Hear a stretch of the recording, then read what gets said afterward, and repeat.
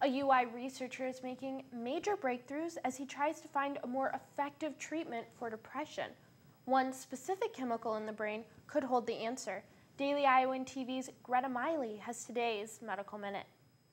Because all of our brains are different, treating depression with current medications can at times be unsuccessful. But one UI professor discovered a treatment that may help patients garner more success. A treatment that works by regulating the hormone ghrelin in the brain. It turns out that not only does the hormone ghrelin stimulate hunger, but it also seems to affect mood state.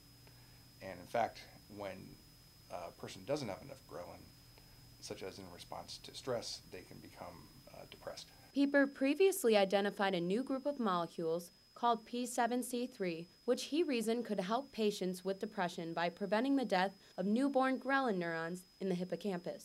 A compound that blocks neurons from dying, and it blocks neurons all over the central nervous system from dying. And in this case, we used it to prevent neurons in the hippocampus from dying. Collaborating with University of Texas Associate Professor Jeffrey Zigman, Pieper tested stress-induced mice that were pre-treated with P7C3. We used mice that were genetically engineered to be missing the receptor in the brain for ghrelin, such that no matter how much ghrelin they had, their brain couldn't respond to it. So it's essentially like they don't have ghrelin.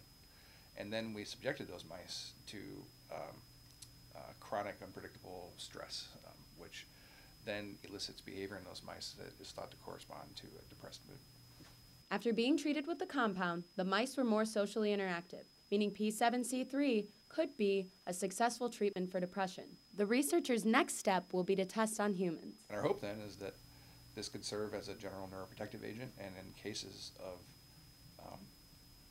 patients with depression, which is what this study was about, depression is associated with decreased functioning of the hippocampus, that our compound might form the basis for a drug that might treat those patients. The researchers will further test the drug's toxicity and apply for additional funding before taking it to the FDA.